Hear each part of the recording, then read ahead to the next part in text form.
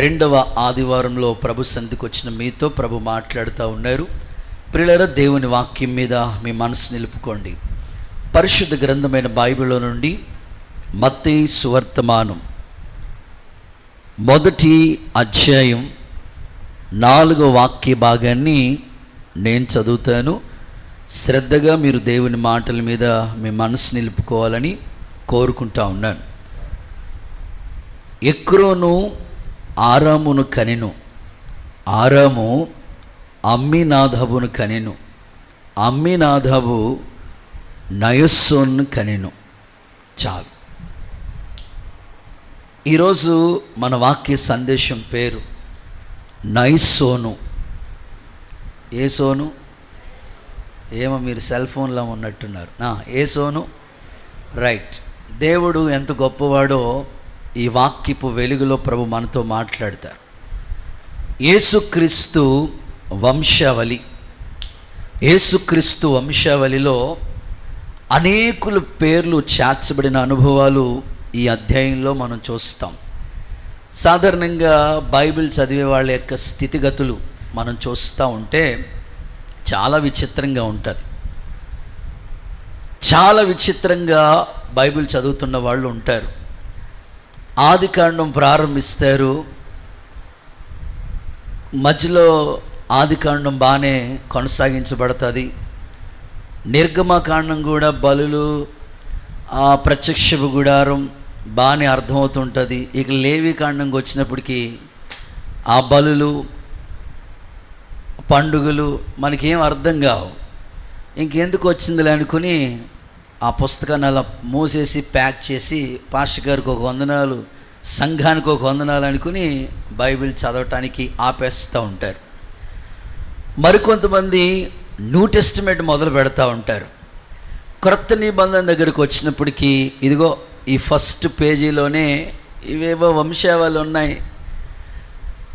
అబ్రహాము కుమారుడు, దావీదు కుమారుడు, యేసుక్రీస్తు వంశావళి. అబ్రహాము ఇస్సాకును కనును. ఏంటి? ఇస్సాకు యాకోబును కనును. ఏంటి మగోళ్ళు పిల్లలు పుట్టడం ఏంటి? యాకోబు యోధాను కనెను, అన్నదమ్ములు ఇలాగ యోధా, ఇట్లా పేర్లు చదువుకుంటూ వచ్చినప్పటికి ఎందుకు వచ్చిందిలే బాబా, ఏం అర్థం కావట్లేదు అనుకుని అలా ప్యాక్ చేసి పాస్టర్ గారికి ఒక వందనాలు, బైబిల్కి ఒక వందనాలని జీవితంలో ఇంకా బైబిల్ పుస్తకం వైపు చూడకుండా పెద్దగా కేర్ తీసుకోలేని వాళ్ళు సమాజంలో చాలామంది ఉంటారు. సో నేను దేవుని వాక్యం చదువుతున్నప్పుడు మాకు బైబిల్ ట్రైనింగ్లో అయ్యగారు ఎక్కువ శాతం మీటింగ్స్కి వెళ్ళిపోతూ ఉండేవారు.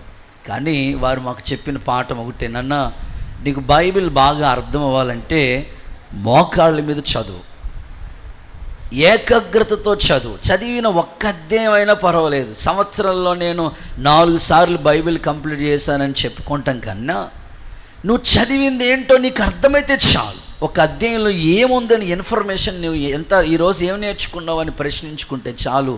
అలా చదువు, నీకు ప్రతిదీ దేవుడే బోధిస్తాడని సేవకులు చెప్పారు. సో అలా చదువుతూ ఉన్నప్పుడు 1వ అధ్యాయం 1వ వచనంలోనే ఆశ్చర్యాన్ని కలిగించే మాటలు ఉన్నాయి. దేవుడు ఆది యందు భూమి ఆకాశాన్ని కలుగు చేశాడు, 1వ వచనంలో. 2వ వచనంలోకి వచ్చినప్పటికీ భూమి నిరాకారంగా శూన్యంగా మారిపోయింది. అదేంటి? అప్పుడే చేసిన సృష్టి అప్పుడే ఆకారం లేకుండా ఎట్లా మారిపోయింది అంటే 1వ వచనానికి 2వ వచనానికి మధ్యలో ఒక చరిత్ర జరిగింది అని అలాగా వాక్యాన్ని అలా ధ్యానించుకుంటా ఉండగా దేవుడు అనేక విషయాలు ఇంకా నేనైతే ప్రభు దగ్గర నేర్చుకుంటూనే ఉన్నాను. మీరంటే మరి బైబిల్ పండితులు అనుకుంటా, మీకు అంతా ఆదికాండం నుంచి ప్రకటన గ్రంథం దాకా అంతా వడపోసినట్లుగా చూస్తూ ఉన్నాను. అమ్మ వందనాలు. కొంతమంది ఎంత గొప్పవాళ్ళు అంటే నాకంతా తెలుసు అనుకుంటా ఉంటారు.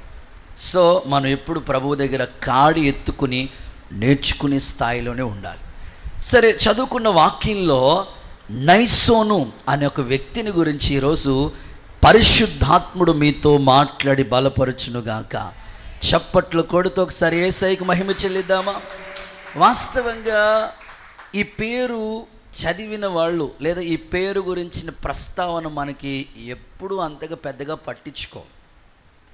అసలు ఆ పేరే మనకి రాదు. మీకు తెలిసిన బైబిల్లో పేర్లు చెప్పండి అంటే ఆదాము, అవ్వ, కయ్యేను, హేబేలు, దావీదు, గొల్యాతు అయిపోయింది అంతే. సో ఈ పేర్లు మనం పెద్దగా పట్టించుకోం, కానీ వాక్యం ఎంత గొప్పదో. నేను కరోనా లాక్డౌన్లో మీకు బైబిల్ క్విజ్ పెట్టడం కాదు, కానీ దేవుడు నాకే అనేక పాఠాలు నేర్పించాడు అనుకుంటా. చదివినప్పుడల్లా చాలా విషయాలు గుర్తొస్తూ ఉంటాయి. కనుక ఈరోజు ఒక కొత్త పాఠం. ఎప్పుడు తిన్న ఆహారమే కాకుండా సండే స్పెషల్, ఈరోజు అందరి ఇంట్లో బిర్యానీ స్పెషల్ ఉన్నట్టుగా ఈరోజు నైసోను గురించిన పరిపూర్ణ ఉపదేశం, సంపూర్ణ వాక్య సందేశాల ద్వారా ఆత్మీయ జీవితాన్ని యేసు నామములో కట్టునుగాక. ప్రియులారా, యేసుక్రీస్తు వంశావళి, ప్రభువు యొక్క పుట్టుక చాలా గొప్పది. ఆయన ప్రవచనాత్మకంగా ఆయన పుట్టుకే ఒక ఆశ్చర్యాన్ని కలిగిస్తూ ఉంటుంది. కనుక ప్రవచనాల నెరవేర్పు. ఈ యేసుక్రీస్తు వంశావళిలో 4 స్త్రీల పేర్లు ఉన్నాయి కదా. ఇక్కడ స్త్రీల సమాజం అందరూ ఉన్నారు కదా. మీరు బైబిల్ చూడకుండా నా ముఖం కలిగి చూస్తా, ఆ 4 పేర్లు చెప్తే మీకు ఎంత స్త్రీలు వాక్యం పట్ల మీకు ఎంత ఆసక్తి ఉందో నాకు అర్థమవుతుంది. బైబిల్లో యేసుక్రీస్తు వంశావళిలో చేర్చబడిన 4 స్త్రీలు చెప్తారమ్మా. బంగారు తల్లులారా చెప్పండి అమ్మా. షమ్మ ఆడబడుసు అనాలి, ఏమనాలి మిమ్మల్ని? చెప్పండి అమ్మా. 4 పేర్లు ఉన్నాయి కదా. వాళ్ళ పేర్లు తామారు, రాహాబు, రూతక్క, ఆ తర్వాత బెత్షెబా. వీళ్ళు 4 పేర్లు. సో స్త్రీలు, వాళ్ళ పేర్లు యేసుక్రీస్తు ప్రభు వంశావళిలోకి ఎందుకు వచ్చాయి? ప్రభు చిత్తమైతే ఎప్పుడైనా ఈ 4 గురించి ఒక్కొక్క వారం మీకు తెలియజేస్తా. కానీ ఈరోజు మనకి సమయం కొంచెంగా ఉంది కనుక అవసరమైన సబ్జెక్టు ప్రభు మనకు నేర్పిస్తాడు. నైసోను గురించిన వివరాలన్నీ కూడా యేసు నామములో ప్రభు తేటగా సూటిగా మాట్లాడునుగాక. ప్రియులారా, అబ్రహాము మొదలుకొని దావీదు వరకు 14 తరాలు. దావీదు నుంచి యూదులు బబులోన్ని కొనిపోయే వరకు కూడా 14 తరాలు. ఆ తర్వాత బబులోన్ నుంచి యేసుక్రీస్తు వంశావళికి వరకు 14 తరాలు. ఇలా ఇవన్నీ రాసుకుంటూ వచ్చారు. ప్రత్యేకంగా యేసుక్రీస్తు వంశావళి యొక్క లిస్ట్ గురించి మనం ఆలోచిస్తూ ఉంటుంటే ఓ మాటలో చెప్పాలంటే అది విఐపి లిస్ట్ అనే చెప్పడంలో ఏమీ సందేహం లేదు. కొన్ని మాటలు మనం వింటూ ఉంటాం కదా. ఆ సహకారుల పేర్లు ఎక్కడున్నాయి? జీవ గ్రంథంలో. అవును కదా. పరిచర్యకి నా నామం పేరట గిన్నెడు చల్లీలు ఇస్తేనే ప్రతిఫలం పోగొట్టకుండా నీ పేరు నువ్వు సహకరించినందుకు జీవగ్రంథంలో రాస్తే, మరి యేసుక్రీస్తు ప్రభు యొక్క వంశావళిలో ఆ పేరు చేర్చబట్టం అంటే అది ఎంత అదృష్టమో. ఈ మధ్య కాలంలో నేను ఒక చక్కని విషయాన్ని విన్నాను. అదేమిటంటే గిన్నీస్ బుక్లో చాలామంది పేర్లు ఎక్కిస్తూ ఉంటారు కదా. వరల్డ్ రికార్డ్ అని గిన్నీస్ బుక్లో ఎక్కుతూ ఉంటాయి. సరిగ్గా ఆ పిల్లోడు వయసు, సరిగ్గా చెప్పుకోవాలంటే సరిగ్గా ఆ పిల్లోడు వయసు మహా ఉంటే 3 సంవత్సరాలు 4 సంవత్సరాల వయసు ఉంటుంది. మొత్తం స్టేట్లో, రాష్ట్రంలో ఉన్న ఆ యొక్క ముఖ్యమంత్రులు సంబంధించిన మన భారతదేశంలో ఉన్న ముఖ్యమంత్రుల పేర్లన్నీ కూడా వాడు కంఠస్థం చేసి స్టేట్ పేరు చెప్తున్నాడు. ఆ స్టేట్కి ముఖ్యమంత్రి ఎవరో చెప్తున్నాడు. అసలు ఎన్ని మండలాలు ఉన్నాయో చెప్తున్నాడు. వాడి పేరు తీసుకెళ్ళి గిన్నీస్ బుక్లో ఎక్కించారు. మీకు సంతోషం లేదా? సపోర్ట్ కొడతారేమో అనుకున్నాను నేను. వాడి వయసు ఎంత? మన పిల్లలకి ఇలాంటివి నేర్పించం. రే తిట్టరా, మీ తాతను తిట్టరా, తన్నితే వెళ్ళి అక్కడ పడాలి. ఎవరిని? మన పిల్లలకి మీరు ఏమి నేర్పిస్తున్నారు? మన పిల్లలు ప్రయోజకులుగా దీవెనకరంగా ఉండేటట్లుగా బైబిల్లో ఉన్న కొన్ని పేర్లు వాళ్ళకి కంఠస్థం చేస్తే ఎంత బాగుంటుంది. 12 మంది శిష్యుల పేర్లు, ఆత్మఫలాలు, 10 ఆజ్ఞలు, యేసుక్రీస్తు వంశావళిలో ఉన్న పేర్లు, ఇట్లాగా రోజుకొక పేరు చెప్పిన సంవత్సరానికి 365 రోజులు 365 పేర్లు వాళ్ళకు గుర్తుంటాయి కదా. కాబట్టి యేసుక్రీస్తు ప్రభు యొక్క వంశావళిలో ఆ పేరు చేర్చడానికి చాలా కారణాలు ఉన్నాయి. అసలు ఈ నైసోన్ అనే వ్యక్తి ఎవరు? ఎందుకు ఆయన పేరు యేసుక్రీస్తు వంశావళిలో చేర్చబడింది అని కొంచెం మనస్సు పెట్టి మీరు దేవుని వాక్యాన్ని వినగలిగితే పరిశుద్ధాత్ముడు మీతో మాట్లాడి బలపరచునుగాక. నైసోన్ యొక్క వాళ్ళ తండ్రి పేరు చెప్తారా? అక్కడే ఉంది కదా, వాళ్ళ తండ్రి పేరు చూసేనని చెప్పండి. అమ్మీ, అమ్మో మీరేంటో మాట్లాడట్లేదు, అమ్మీ నాదాబు వాళ్ళ తండ్రి పేరు. సో చరిత్రలోకి వెళితే బైబిల్ నిఘంటు ధ్యానిస్తూ ఉంటే వాళ్ళ పేర్లకి సరైన వివరాలు అర్థాలు తెలియపరుస్తూ వచ్చారు కొంతమంది బైబిల్ పండితులు. సో ఈ యొక్క కుటుంబాన్ని గురించి మనం ఆలోచిస్తే యూదా గోత్రానికి సంబంధించిన కుటుంబం ఈ కుటుంబం. ఒక మాటలో చెప్పాలంటే బైబిల్లో అహరోను మీకు తెలుసు కదా, ఎవరు? అదే మీ అన్నయ్య కదా. అహరోన్ అంటే ఎవరు? మోషే వాళ్ళ అన్నయ్య. సో అహరోనుకి ఒక మాటలో చెప్పాలి, అహరోను యొక్క ఒక మాటలో కుటుంబాన్ని గురించి మాట్లాడుకోవాలంటే ఈ నైసోన్ అనే వ్యక్తి ఆ యొక్క అహరోను ఏమవుతాడంటే అహరోన్ ఆయనకి మామయ్య గారు అవుతారు. సో చరిత్ర ప్రకారంగా మనం చదువుకుంటూ వెళితే సో నైసోన్ అనే వ్యక్తి యూదా గోత్రానికి చెందినవాడు. సో ఈ యొక్క విషయాలన్నీ కూడా మీకు వాక్య ఆధారాలతో మీకు కొన్ని విషయాలు క్లుప్తంగా వివరంగా పరిశుద్ధాత్ముని యొక్క సహాయంతో మీకు అందిస్తాను. యేసుక్రీస్తు నామములో మీ పేరు కూడా దేశం యొక్క ఉన్నత స్థలాల్లో మీ పిల్లలు కూర్చోవాలి. అప్పుడప్పుడు మనం చదువుకున్నట్లుగా నేను ఒకసారి కాకినాడ మీటింగ్కి వెళుతూ ఉంటుంటే సరిగ్గా మమ్ముడివారం ఆ స్టాపు మమ్ముడివారం దగ్గర కాశీవారి తూము అని ఉంటుంది, ఇప్పటికీ కూడా ఉంది ఆ తూము. మరి ఆ పేరు ఎందుకు వచ్చిందో మనకు తెలియదు, ఉంది. సో అక్కడ పెద్ద ఫ్లెక్స్ కట్ ఉంది. నేను బస్సులో వెళ్తూ ఉన్నాను, అప్పటికి ఈ కారు వాహనం లేదు, బస్సులోనే ప్రయాణం చేస్తూ ఉన్నాను. వెళ్తూ ఉంటుంటే అలా చూస్తే అక్కడ అదొక కాలేజీ ఉంది, ఆ కాలేజీ దగ్గర పెద్ద ఫ్లెక్స్ పెట్టి ఉన్నారు. ఆ కాలేజీ ఫస్ట్ వచ్చిందన్నమాట ఆ పాప, పెద్ద ఫ్లెక్స్ పెట్టుంటే ఇలా చూసిన వెంటనే మన చర్చి పాపే. దేవుడికి స్తోత్రం చెప్పండి ఒకసారి. నేను సంతోషించాను, మరి వాళ్ళ తల్లిదండ్రులు ఎంత ఆనందించారో నాకు తెలియదు కానీ అరే బాబు మన షమ్మ బిడ్డలు ఎంత ఆశీర్వాదకరంగా ఉన్నారు. వెళ్ళిన వాళ్ళందరూ కూడా కాలేజీలో ఇదిగో ఈ కాలేజీ ఫస్ట్ ఈ అమ్మాయి. చూడండి మన పిల్లల పేర్లు ఫ్లెక్స్లో కనబడాలి. ఇంకా సేవకుల గురించి చెప్పాలంటే నా పేరు వాల్ పోస్ట్లో కనబడితే ఎంత బాగుండు కదా, ఇలా అనుకుంటూ ఉంటారు. అసలు యేసుక్రీస్తు ప్రభు వంశావళిలో ఆయన పేరు ఎందుకు చేర్చారు? సో నైసోను అనే వ్యక్తిలో ఉన్న ఆత్మీయ విషయాలు, గుణ లక్షణాలు, ఒక 5 విషయాలు ఈ ఉదయకాలం నేను మీకు చెప్పి ఈ సందేశాన్ని ముగింపులోకి తీసుకురావాలని ఆశపడుతూ ఉన్నాను. చదవండి. నెంబర్ 1 మొదటి మాట సంఖ్యాకాండం 2వ అధ్యాయం 3వ వాక్య భాగాన్ని చదవగా విందాం. సంఖ్యాకాండం 2వ అధ్యాయం 3వ వాక్య భాగాన్ని చదవగా విందాం. ఓకే. సూర్యుడు ఉదయించుచు తూర్పు దిక్కున యూదా పాలెపు ధ్వజము గలవారు తమ తమ సేనలను చెప్పున దిగవలెను. ఆ మాట అమ్మీనాదగు కుమారుడైన నైసోను యూదా కుమారుల్లో ప్రధానుడు. కొట్టు చప్పట్లు కొడుతూ గట్టిగా యేసయ్యకు మహిమ చెల్లించండి. సరే, మొదటి మాట యూదా వారిలో ప్రధానుడు అనండి. మీరు గట్టిగా పలకాల. మా ప్రయాస ఏది వ్యర్థం కాకూడదు. ఈ మాటలు మీ గుండెల్లో ముద్ర వేయబడాల, హృదయం అనే పలక మీద రాయబడాలి. ఆమేనండి ఒకసారి గట్టిగా.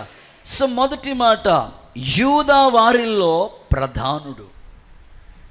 యూదా కుటుంబంలోనే నైసోను అనే వ్యక్తి ప్రధానుడిగా ఉన్నాడు. నేను బైబిల్ చరిత్ర నిఘంటు చదువుతూ ఉంటే నైసోను అనే పేరుకి ఏమి అర్థం ఇచ్చారని చూస్తే నైసోను అనే పేరుకి అర్థం ఏంటో తెలుసా? ప్రధాని. ఏది? మోడీ గారు కాదు, చెప్పండి, ప్రధాని. సో నైసోన్ అనే పేరుకి అర్థమే ప్రధాని. ఇప్పుడు మన దేశానికి ప్రధాని గారు ఆయన ఉన్నత స్థానంలో ఉన్నారు కదా. సో దేవుని పిల్లలు కూడా, కుటుంబాలు కూడా ప్రధాన స్థానంలో ఉండాలి. నా ఆశ యూదా కుటుంబంలోనే, యూదా వంశంలోనే నైసోను అనే వ్యక్తి ప్రధానుడిగా ఉన్నాడు. ఈ ఉదయకాలం ఈ మాటలు ఆలకిస్తున్న మీ కుటుంబాలు కూడా, మీ పిల్లలు కూడా యేసు నామములో ప్రధానులుగా కనబడుదురుగాక. కొంచెం గట్టిగా ఆమేన్ అంటారా? అతని శాన్ ఎంతో తెలుసా? యూదా వారి యొక్క శాన్ ఎంతో తెలుసా? అక్కడే రాసున్నది, 74,600 మందిలో ప్రధానుడిగా ఉన్నాడు. ఎంతమంది? 74,600 మందిలో. 74 కాదు, 7,400 కాదు, 74,600 మందిలో ప్రధానుడిగా ఉన్నాడు. అసలు ఆ మాటలు చదువుతుండగానే నాకు అనిపించింది, మన పిల్లలు కూడా, మన షమ్మ కుటుంబాలు కూడా ఇలాంటి ప్రధాన స్థానంలో కూర్చోవాలి. గట్టిగా ఆమేన్ చెప్పాలా? హుషారుగా చెప్పాలా? సో సేవలో మేము పడే ప్రయాస మీకు దీవెనకరంగా ఉండేటట్లుగా, మీరు బాగుంటేనే కదా మేము చూసి సంతోషించేది. మీ కుటుంబాలు ఆ స్థాయికి ఎదిగితేనే కదా మేము ఆనందంగా ఉండేది. 74,600 మందిలో ప్రధాన స్థానంలో ఉన్నాడు. యూదా వారి కుటుంబం లెక్క, అక్కడ లెక్కలు, సంఖ్యాకాండం అంటేనే లెక్కలు, అన్ని లెక్కలు, ప్రతి గోత్రాన్ని లెక్క పెడతా వచ్చారు. అందులో ప్రధానుడుగా ఉన్నాడంట. ఈరోజు దేవుని సేవకుడిగా నా ప్రార్థన, నా ఆకాంక్ష, ఒక స్కూల్లో మన పిల్లలు చదువుకుంటూ ఉంటే ఆ స్కూల్లోనే మన పిల్లలు ప్రధాన స్థానంలో ఉందురుగాక. ఒక కాలేజీలోకి వెళ్తూ ఉంటుంటే అక్కడ మన పిల్లలు ప్రధాన స్థానంలో కనబడుదురుగాక. నువ్వు ఉద్యోగం చేసే డిపార్ట్మెంట్ ఉంది కదా, ఆ స్థానంలో కూడా నీవే ఒక ప్రధాన స్థానంలో ప్రధానమైన వ్యక్తిగా, మెయిన్ పిల్లర్గా యేసు నామములో దేవుడు నిన్ను నిలబెట్టునుగాక. ఒక వ్యాపారం నువ్వు చేస్తున్నావా, అక్కడ నిన్ను దేవుడు ఒక ప్రధాన స్థానంలో కూర్చోబెట్టునుగాక. ప్రతిదీ కూడా దేవుని పిల్లలు ఎప్పుడు కూడా ప్రధాన స్థానంలో కనబడాలి. యూదా వంశంలోనే ఆ వ్యక్తి ప్రధానుడిగా కనబడతా ఉన్నాడు. చూడండి, కొన్నిసార్లు మనం వంశాల పేర్లు చెప్పుకుంటా మాట్లాడుతూ ఉంటాం. మా వంశం అండి, వంశ వృక్షం అండి, ఏటట కదా. ఆ వంశంలో మనం సాధారణంగా చూస్తూ ఉంటుంటే, ఆ వంశంలో పుట్టిన పిల్లలకి తల్లి జీన్స్ అయినా ఉంటుంది, మాట్లాడచ్చు. తండ్రి జీన్స్ అయినా, లేకపోతే మామయ్య పోలికైనా ఉంటుంది. సో ఈరోజు షమ్మ కుటుంబంలో ఉన్న మీరు ఈ పరిచర్యను గురించి మీకు అందరికీ తెలుసు. ఏ స్థితిలో ప్రారంభించబడిందో, ఎలాగ దేవుడు ప్రధాన స్థానంలో ఉంచాడో, వెళ్ళిన ప్రతి స్థలంలో ఉత్సవాలతో దేవుడు ఊరేగించిన స్థితి అందరి నోట నేను వింటా వచ్చాను. అయితే ఆత్మీయులైన మీరు కూడా అలాగే ప్రధాన స్థానంలో కనబడాలి. మీ చదువు ప్రధాన స్థానంలో, మీ ఉద్యోగ స్థితి ప్రధాన స్థానంలో కనబడాలి.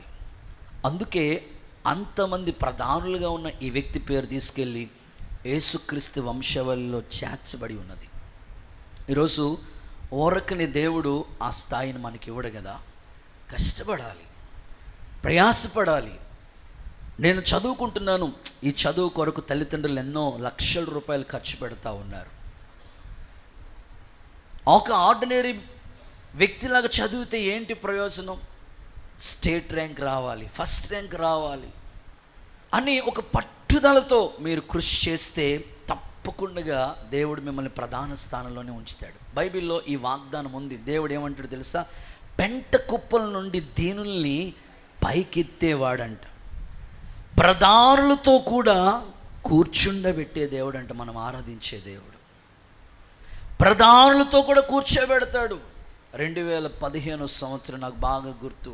మనం అప్పుడే మందిరం ప్రారంభోత్సవం చేస్తాం 2015లో. సరిగ్గా 10 ఏళ్ళు అవుతుంది ఆ పాత మందిరం మనం కట్టినప్పుడు.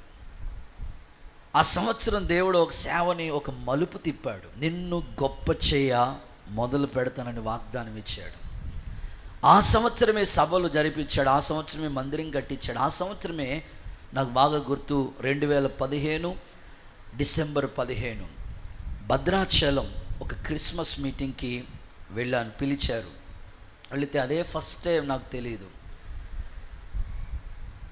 ఆ మీటింగ్ స్టేజ్ మీద చాలామంది, ఇంచుమించు ఒక 40-50 మంది పాస్టర్స్ ఉంటారు. ఒక తబలా ప్లేయరు, నా స్నేహితుడు తబలా ప్లేయరు డానియేల్ అని సహోదరుడు తబలా వాయించడానికి వెళుతూ, మా స్నేహితుడు ఉన్నాడు, దేవుని వాక్యం చెప్తాడు, సేవలో ఉన్నాడని చెప్తే వాళ్ళు ఇన్వైట్ చేశారు. వెళితే స్టేజ్ మీద మామూలుగా విశ్వాసులు ఉన్నప్పుడు చెప్పుకుంటా వెళ్తాం, కానీ వేదిక మీద 40-50 మంది సేవకులు ఉన్నారు. వాళ్ళ మధ్యలో వాక్యం చెప్పడం ప్రారంభ దినాలు అవి. కానీ నాకు అప్పుడు బాగా గుర్తు, దేవుడు వాళ్ళ మధ్యలో పరిచర్ని హెచ్చించిన అనుభవాలు. ఆ రోజు నేను ఎప్పుడు మర్చిపోలేను. ఎక్కడికి వెళ్ళినా దేవుడు మనల్ని విజయోత్సవాలతోనే ఊరేగిస్తూ ఉంటాడు.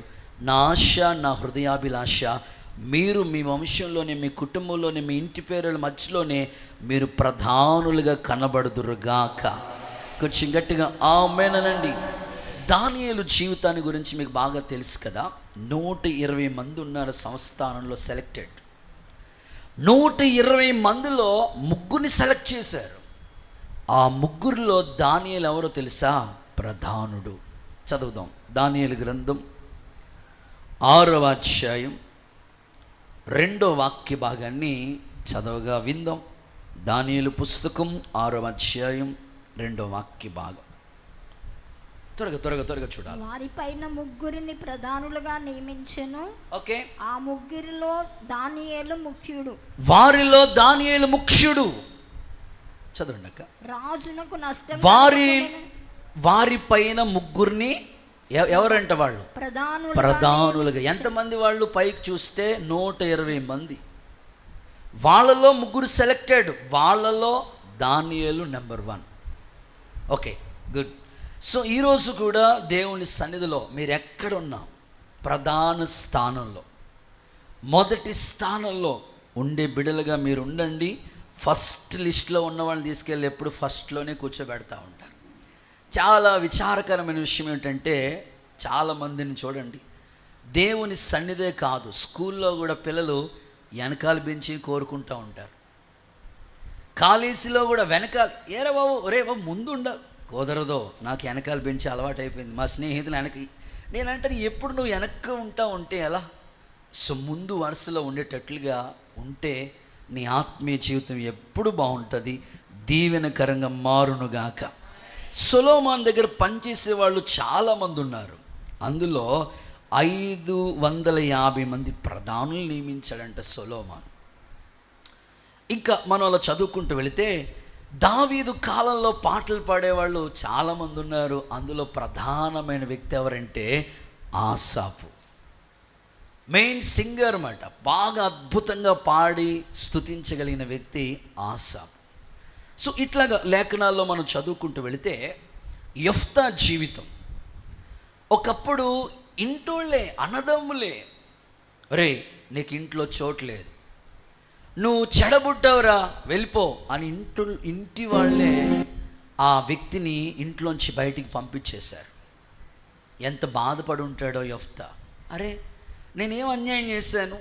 ఇప్పుడు ఎవరో ఏదో అన్నారంటే ఇంట్లో వాళ్ళే, సొంత ఇంట్లో వాళ్ళే ఆ వ్యక్తిని ఇంట్లోంచి బయటికి పంపించేశారంటే ఎంత బాధ కలిగించే విషయం అది. బాధపడి ఉంటాడు యెఫ్తా. అరే సొంత అన్నే కదా, సొంత అన్నదమ్ములే కదా, రక్త సంబంధులే కదా, ఇంట్లో చోటు లేదంటారేంటి, ఆస్తిలో వాటా లేదంటారేంటి, పంపించేశారు యెఫ్తాని. విచిత్రం చెప్పనా, ఏ ఇంటోళ్ళైతే ఇంట్లోంచి బయటికి పంపించేశారో వాళ్ళే అందరూ వచ్చి యెఫ్తా దగ్గరికి వచ్చి అంటారు, నీవు మా మీద ప్రధానిగా ఉండాలి. కొట్టు చప్పట్లు కొడుతూ సరే యేసయ్యకి మహిమ చెల్లిద్దామా. ఈరోజు దేవుని సన్నిధిలో, దేవుని మందిరానికి వచ్చే వాళ్ళలో, పోలీస్ డిపార్ట్మెంట్లో చేసేవాళ్ళు, నేను ఇలా ప్రార్థన చేస్తూ ఉంటాను, ప్రభా పోలీస్ డిపార్ట్మెంట్ అప్పుడప్పుడు మైక్ పర్మిషన్ మేము వెళుతూ ఉంటాం, క్యూలో నిలబడాలి. అదే ఆ డిపార్ట్మెంట్లో దేవుని నమ్ముకున్న వాళ్ళు, ఆత్మీయులైన వాళ్ళు ఉంటే చూసిన వెంటనే ఆ ఫైలు దేవుని పరిచర్యకి ముందుకు తీసుకెళ్తారు కదా. హెల్త్ డిపార్ట్మెంట్లో, ఆ తర్వాత ఏ డిపార్ట్మెంట్ అయినా, రెవెన్యూ డిపార్ట్మెంట్ అయినా, ఏ డిపార్ట్మెంట్ అయినా దేవుని నమ్ముకున్న ఆత్మీయులు ప్రతి డిపార్ట్మెంట్లో కనబడుదురుగాక, ప్రధానులుగా నిలిచి ఉందురుగాక. సో నా ప్రార్థన అది. చదువుదాము ఈ మాట. న్యాయాధిపతుల పుస్తకం 11:11. కాబట్టి యెఫ్తా గిలాదు పెద్దలతో కూడా పోయినప్పుడు జనులు తమకు ప్రధానునిగాను, జనులు యెఫ్తాని ఏ స్థానంలో ఉంచారో తెలుసా? ప్రధానునిగాను అధిపతిగాను నియమించాను. అప్పుడు యెఫ్తా మిస్పాలో యెహోవా సన్నిధిని తన సంగతి అంతా వినిపించాను. గుడ్. ఒకప్పుడు జీరో యెఫ్తా, కానీ ఈరోజు వాళ్ళందరూ కావాలని హీరోగా చేశారు.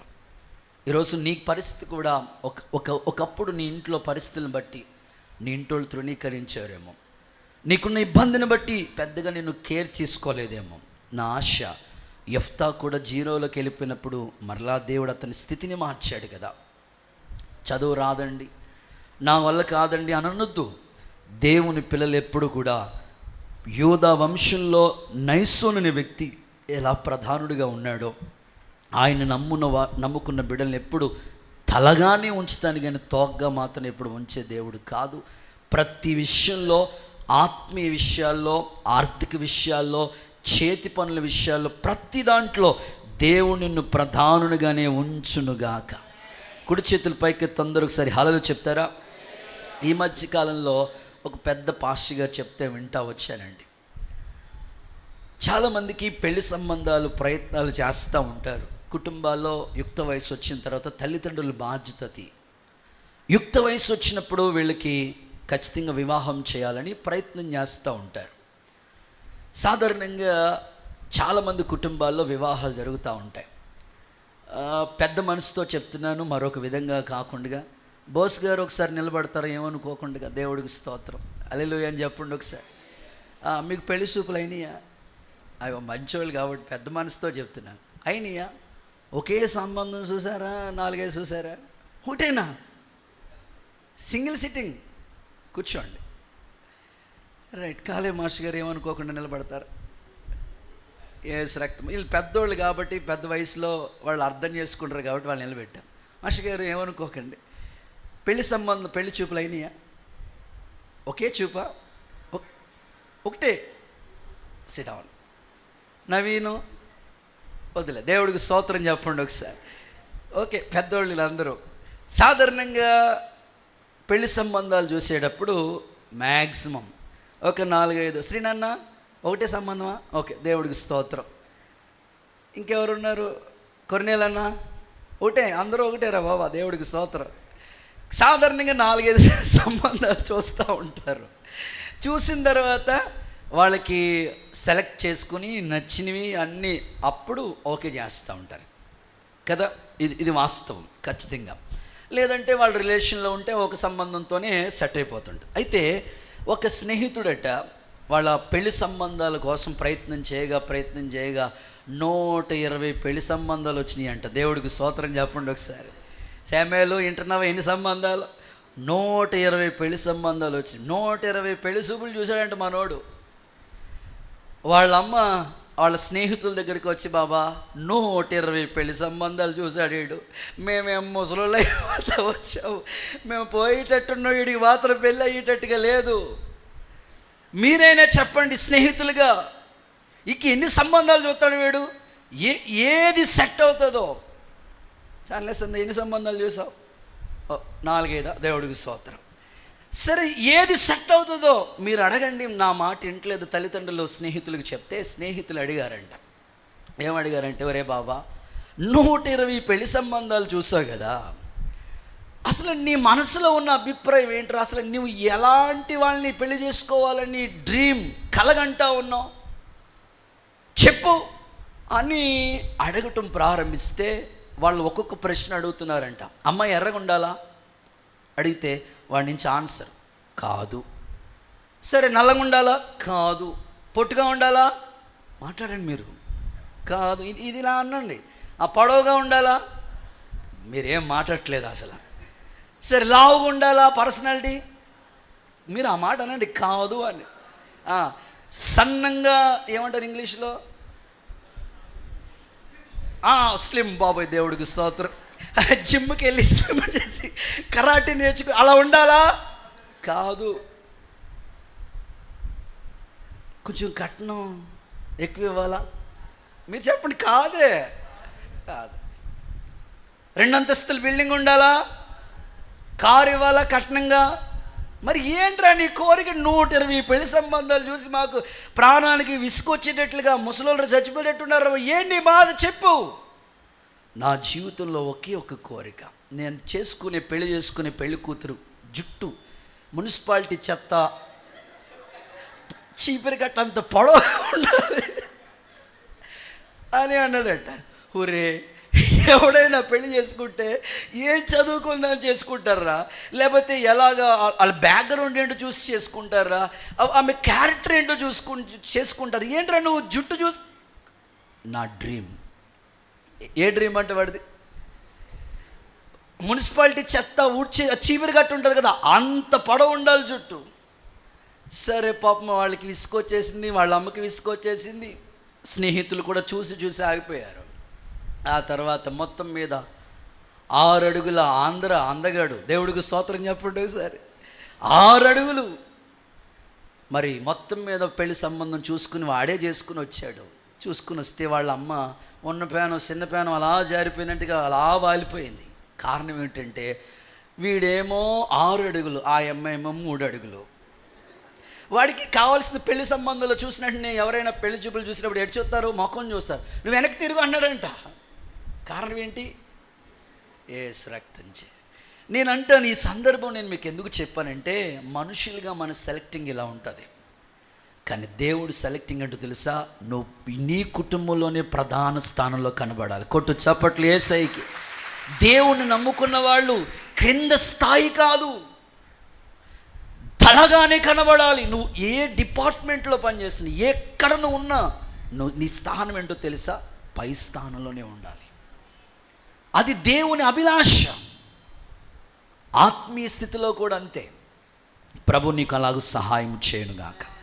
గుడ్. ఇక 2వ మాటలోకి వెళ్ళిపోతా. సెకండ్ వన్, నైసోను అనే వ్యక్తిలో ఉన్న ఆత్మీయతలు ఏంటి? ఎందుకు ఆయన పేరు యేసుక్రీస్తు వంశావళిలో చేర్చబడింది? ఫస్ట్ వన్ చెప్పాలి, మర్చిపోకూడదు. ఎఫ్ కలనైన మరువను, క్షణమైన వీడువను, కలనైన మరువను, నీవు నడిపిన మార్గం క్షణమైన నీతో. కొట్టు చప్పట్లు. ఆరాధ్యుడా యేసయ్యా, నీతో నా అనుబంధం మాధుర్యమే. ఆరాధ్యుడా యేసయ్యా, నీతో నా అనుబంధం మాధుర్యమే. నీతో నా జీవితం సంతోషమే, నీతో నా అనుబంధం మాధుర్యమే.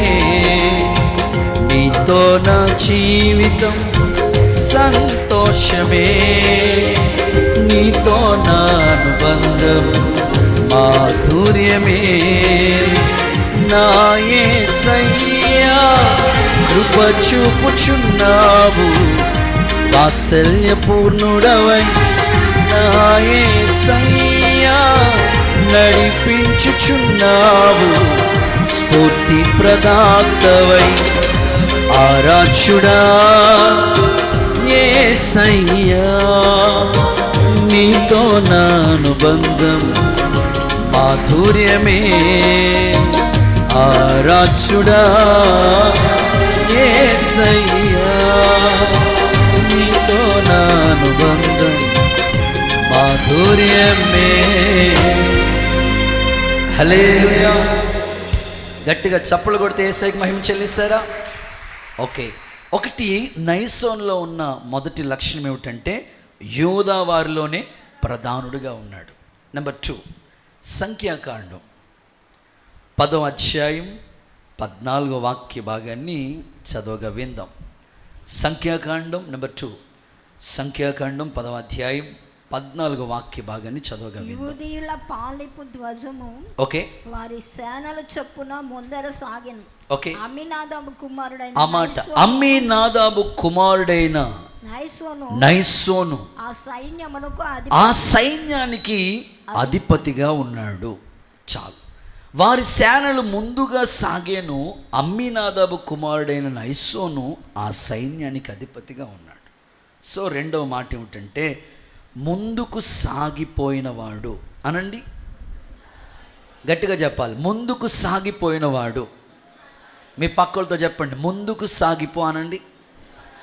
ఓకే, నైసోను నీ పేరు ఎందుకయ్యా యేసుక్రీస్తు వంశావళిలోకి చేర్చబడింది అంటే, ఆయన సైన్యం కదలాలంటే, ముందు సేన కదలాలంటే వారి వారి సేనల చొప్పున ముందు ఈయనే కదిలేవాడంట, ఈయనే మూవ్ అవుతూ ఉండేవాడంట.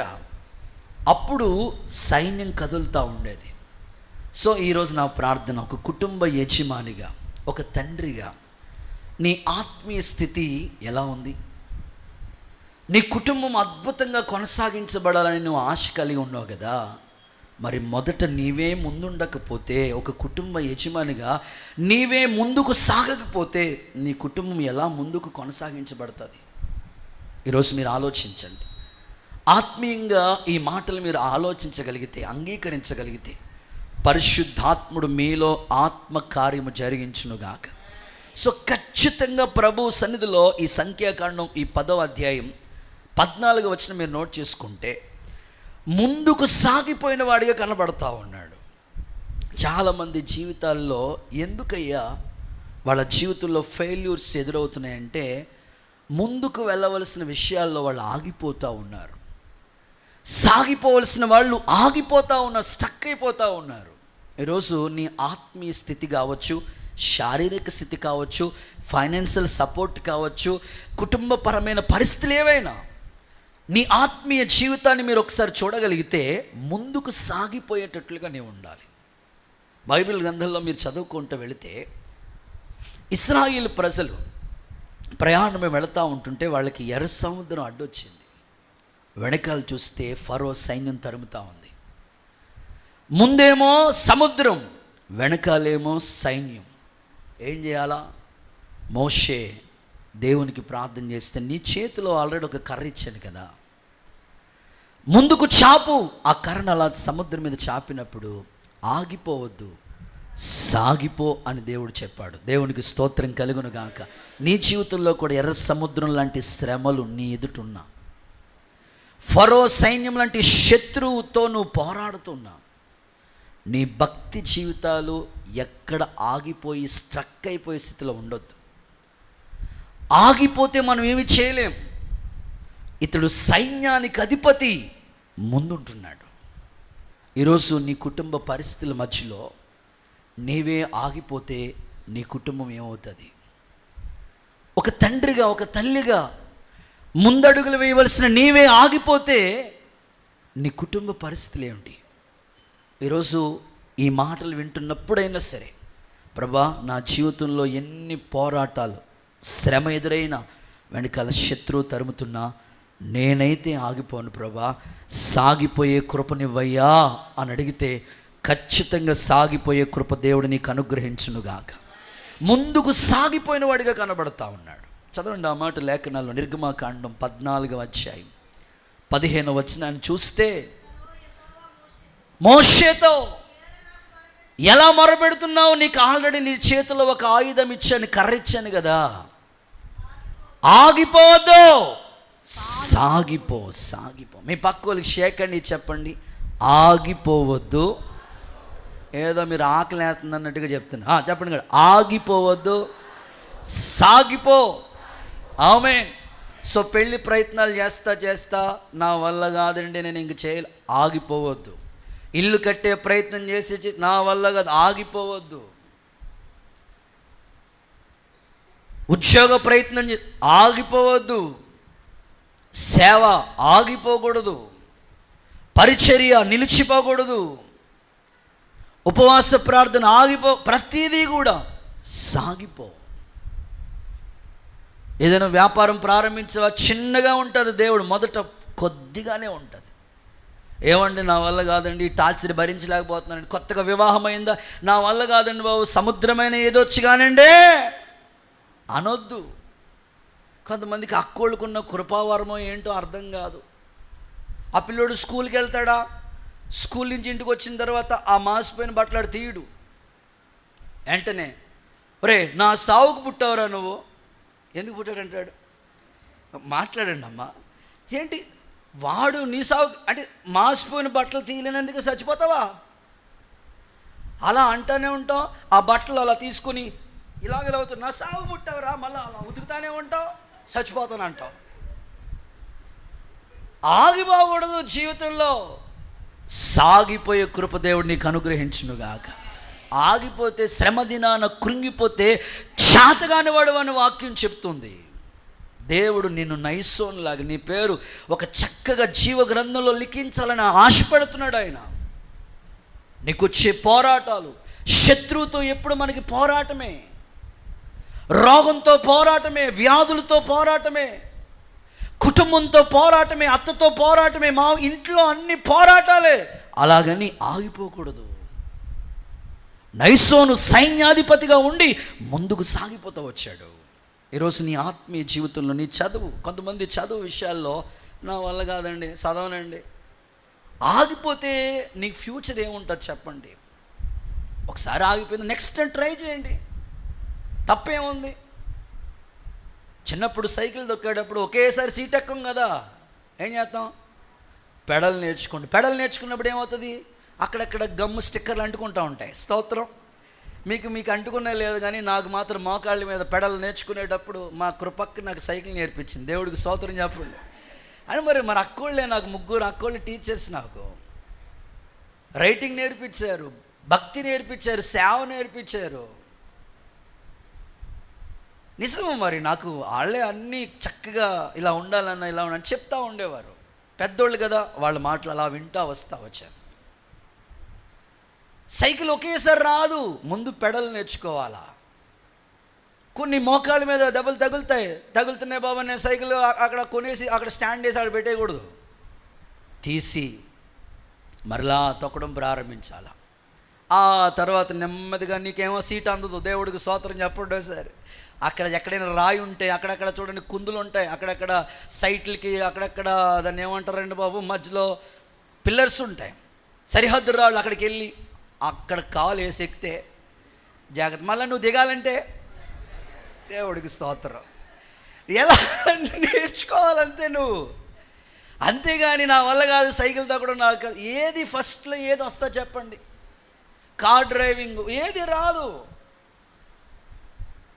పెయింటింగ్ వెళ్తే ఒకేసారి నీకేమివ్వడు, ఏం చేస్తా తెలుసు. ఫస్ట్ పెయింటింగ్ నేర్చుకున్నప్పుడు నాకు ఆర్ట్స్ అంటే, బొమ్మలు అంటే చాలా ఇష్టం. ఫస్ట్ బ్రష్లు కడగమని ఇస్తాడు, ఇసుకొచ్చేస్తుంది, ఎంత కడిగినా రంగు పోదు, కొత్త బ్రష్లా చేయాలా అంటే నీకు ఎంత ఇంట్రెస్ట్ ఉందని చూద్దామని ఇస్తాడు. ఫస్ట్ సేవకు వచ్చినప్పుడు ఏమిస్తారంటే బాత్రూమ్లు కడగమని చెప్తారు. కష్టమే. అలాగ నేర్చుకుని అలాగా ఆ స్థాయికి దేవుడు తీసుకొస్తాడు. ఆగిపోవద్దు. ఇదిగో నైసోను నీకు పాఠం నేర్పిస్తుంది. నా పేరు జీవ గ్రంథంలో ఉంది. బ్రదర్, నీ పేరు ఎక్కడ రాసుకున్నావు? కొంతమంది పేరు ఇసుక మీద రాసుకుంటా ఉంటారు. ఇసుక మీద ఎంతసేపు ఉంటుంది తమ్ముడా? కొంతమంది పుస్తకం మీద రాసుకుంటా ఉంటారు. సో నీ పేరు జీవ గ్రంథంలోకి వెళ్ళాలి. నీ పేరు ఉన్నత స్థానంలో ఆ సహకారుల పేర్లు ఎలాగ రాశాడో ఆ స్థాయిలో నీ ఉండాలా. ఆగిపోవద్దు. ఆత్మీయ విషయంలో లోతు భార్యను చూడు, వెనక్కి తిరిగి పుస్తంభం అయిపోయింది. నాగట్టి మీద చేయబట్టి వెనక్కి తిరిగి చూసేవాడు నాకు పాత్రుడు కాడన్నాడు ప్రభు. నీ ఎదుట ఏ పరిస్థితులు ఉన్నా ఆగిపోవద్దు, సాగిపో. యాకోబు ఓ పక్కన 400 మందితో వాళ్ళ అన్న వస్తూ ఉన్నాడు చంపడానికి. ఎబ్బోకు రేవు దగ్గర ఒక్కడే ఒంటరిగా మిగిలిపోయాడు యాకోబు. ఏం చేయాలో దిక్కు తోచట్లేదు.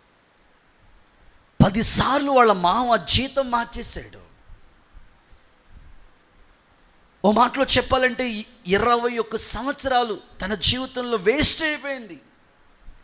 రాహేలు కోసం 7 సంవత్సరాలు, లేయా కోసం 7 సంవత్సరాలు, మరలా 7 సంవత్సరాల కోలు వేస్ట్ అయిపోయిందని చెప్పాలా. ఏం చేయాలో దిక్కుతోచు ఒక్కడే ఆ రాత్రి దేవునితో పెనుగులాడి పోరాడినప్పుడు, అతడు పెనియేలు నుంచి సాగిపోయినప్పుడు సూర్యోదయం అయ్యను. దేవునికి స్తోత్రం. నీ ఆత్మీయ జీవితంలో సూర్యుడు, నీతి సూర్యుడు ఉదయించాలంటే నువ్వు ఆగిపోయే స్థితిలో, స్ట్రక్ అయిపోయిన స్థితిలో ఉండొద్దు. చూడండి, ఇంట్లో వాటరు అవి సింక్ అయినా, వాష్రూమ్ అయినా, వాటర్లో స్ట్రక్ అయిపోయిందంటే మనం అక్కడ ఏం చేయలేం, ఏమి చేయలేం. మనకి అక్కడ పాత మందిరం ఉన్నప్పుడు చిన్నగా నా రూమ్, చిన్నగా 8 అడుగుల రూమ్ ఉండేది. దాంట్లోనే చిన్న పక్కనే వాష్రూమ్ ఏర్పాటు చేశారు. సో ఈ పైపుకి సంబంధించిన కనెక్షన్ ఇచ్చేవాళ్ళు మొత్తం మీద ఎక్కడో తేడా వచ్చి మొత్తం వాటర్ అంతా వెనక్కి వచ్చేసేది. ఒక వారం అయితే మొత్తం అంతా వాటర్ స్టక్ అయిపోయింది.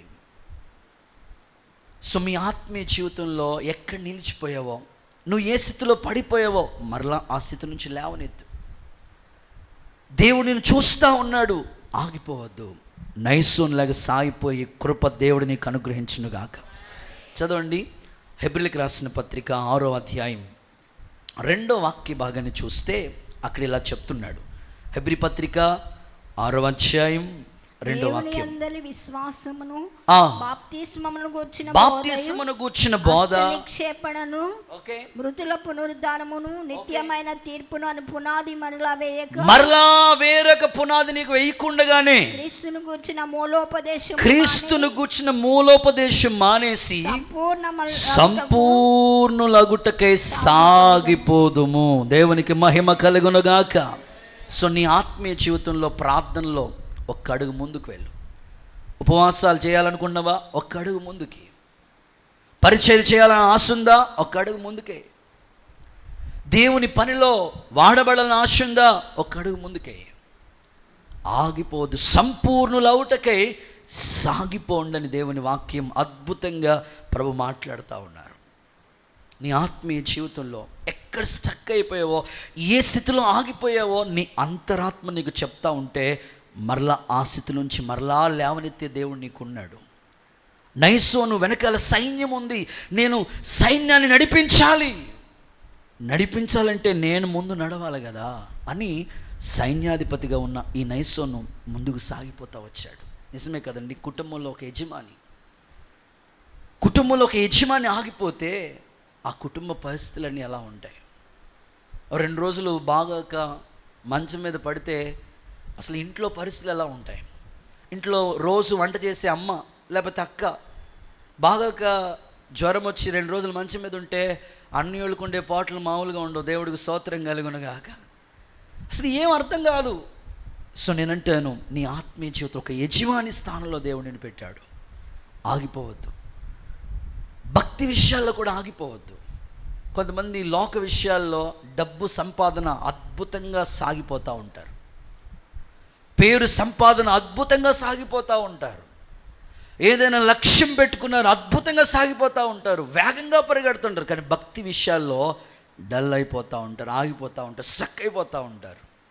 ఈరోజు నీ ఆత్మీయ జీవితం అలా ఉండకూడదు. యేసు నామములో కృప విస్తరించునుగాక. ఈ మధ్యకాలంలో చదువుకునే పిల్లలకి ఒక అద్భుతమైన ఉపమానం మీకు చెప్పాలని అనుకుంటా ఉన్నాను. హైదరాబాద్ ఈఎస్ఐ హాస్పిటల్లో ఆ సహోదరి చక్కని ఉద్యోగం చేస్తూ ఉంది. హాస్పిటల్ ఎంబీబీఎస్ చదువుకుంది, ఓ మంచి ఉద్యోగం సంపాదించుకుంది. వాళ్ళ కుటుంబ పరిస్థితుల గురించి వివరాల్లోకి వెళితే ఎంత దీన పరిస్థితి అంటే అంత దీన పరిస్థితి. వాళ్ళ నాన్న కారు డ్రైవర్. నెలొచ్చినప్పటికీ ఆఫ్టింగ్లు ఎవరైనా పిలిస్తే వెళ్ళటమే, రెగ్యులర్గా ఒక చోట పనిచేసే పరిస్థితి కాదు. కార్ డ్రైవింగ్ చేస్తూ ఉన్నాడు.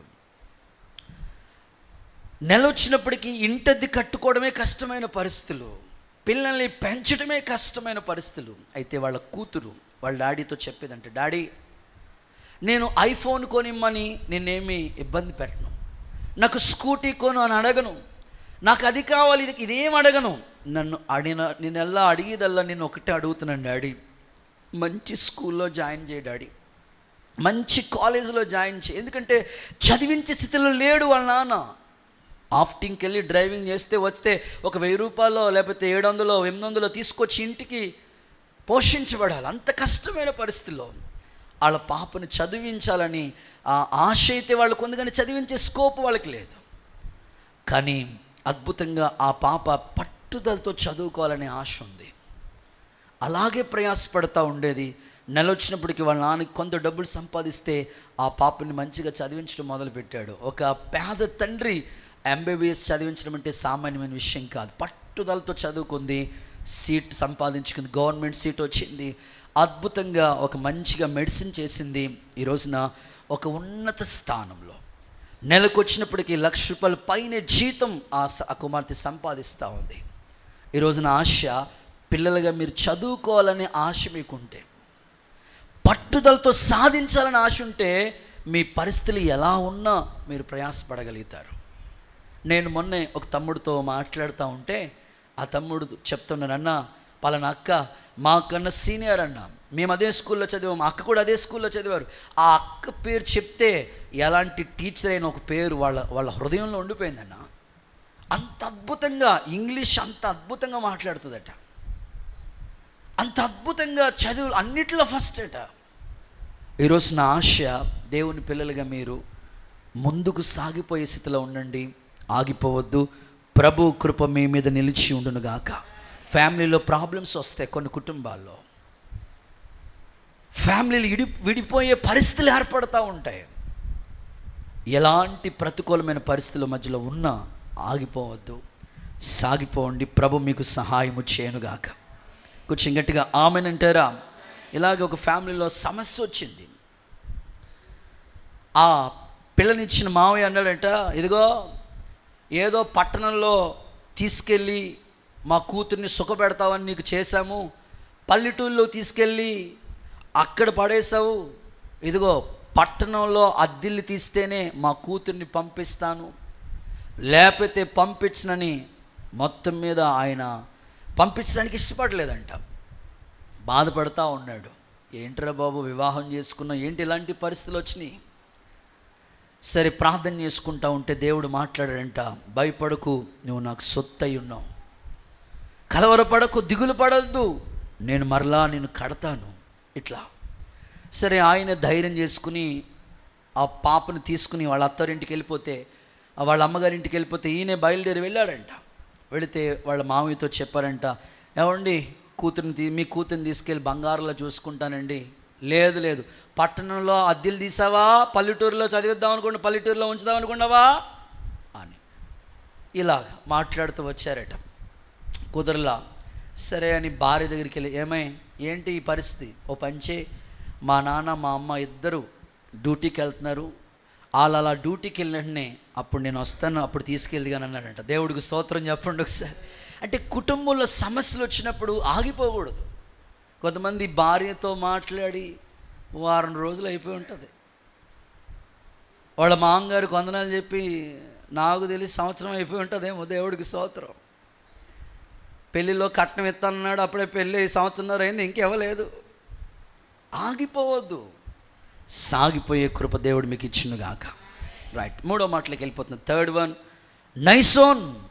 నీ పేరు ఎందుకయ్యా ఆ యొక్క యేసుక్రీస్తు వంశవల్లో చేర్చబడింది అంటే, మూడవది దినవృత్తాంతాల మొదటి పుస్తకం 2వ అధ్యాయం 10వ వాక్యం.